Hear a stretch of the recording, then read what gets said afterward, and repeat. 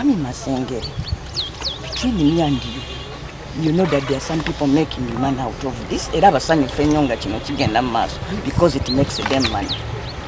Erina nyini machine eyo tayagala n'obuzibu buno buggwewo because padde alina sente zafuna. Eri gye mugula malamu n'amubala wano oba aleesera ole 10 n'agamba ziri 2 oba meka.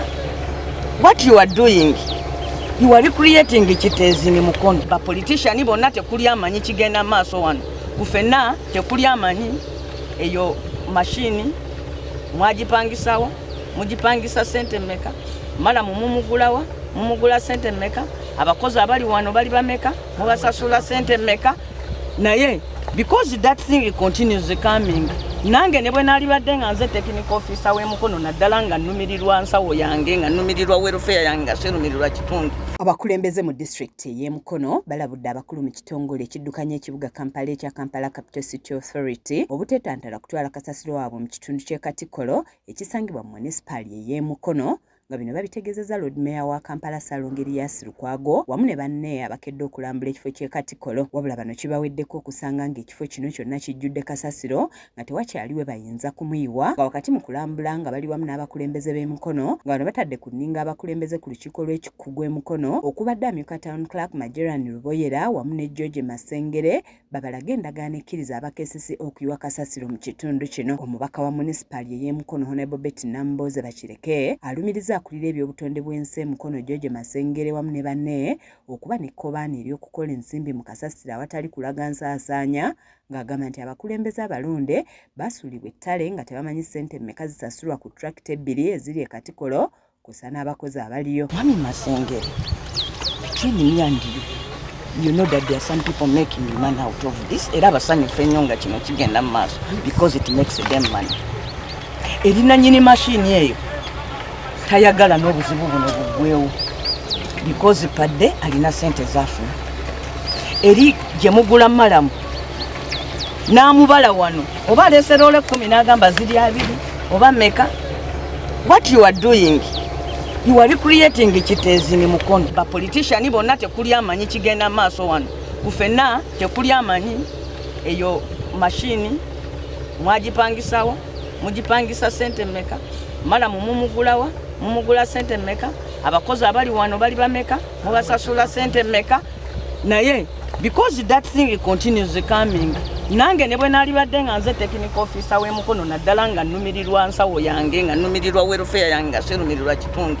Nali yagadde kino kigende mu maaso. Namboze agamba nti abakulembeze b'Emukono basse omukono ku ndagaano y'okukuuma ennyanja Nalubaale nga bayita mu kitongole ekya Lake Victoria Regional Local Authorities Corporation. Wabula kyennyamiza okubanga ate abasse omukono ku ndagaano eno be baagala okugisaanyaawo ne kasasiro w'e Katikkolo. Wabula Town Clerk Luboyera yeewozezzaako ng'agamba nti basalawo dda nti KCC eyimiriza ekyokuyiwa kasasiro Emukono kubanga baagaana okutuukiriza ebyali mu ndagaano nga kati ono ayimirizza mbagirawo abakesisi obutaddamu kutwala kasasiro Katikkolo. Submission was, I don't see the reason as to why KCCA is still in Mukono.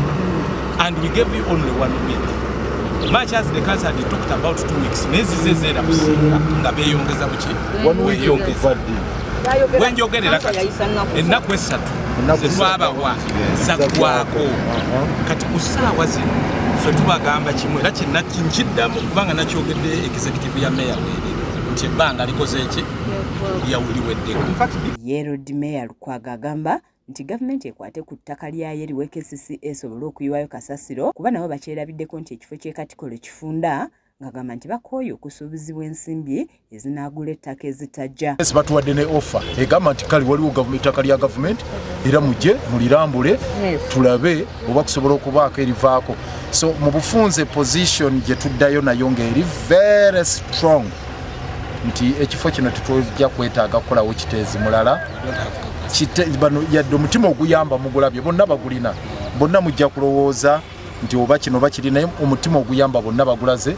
Naye obuyambi bwako we bukoma nti akafo katono eka 5 ate ziri ku lutobazi wano ziri mu community ziri mu mbeera efaanana bweti tewali na birabirira ne bino ebimotoka ebipangisibwa obiraba byonna bibyo byerwanako. Kakati embeera eyo tetuyinza gikkiriza kugenda maaso, tugenda kuddayo ne position engumu eri strong ega nti government efune ettaka ery'obwereere tetukyayinza nakulinda lino lyalangibwa nti tugenda kugula nti tulinda sente ziveeri kuba gavumenti tegenda kuwaayo sente akaseera kano kamangu okuva mu contingency fund ez'okugula ettaka.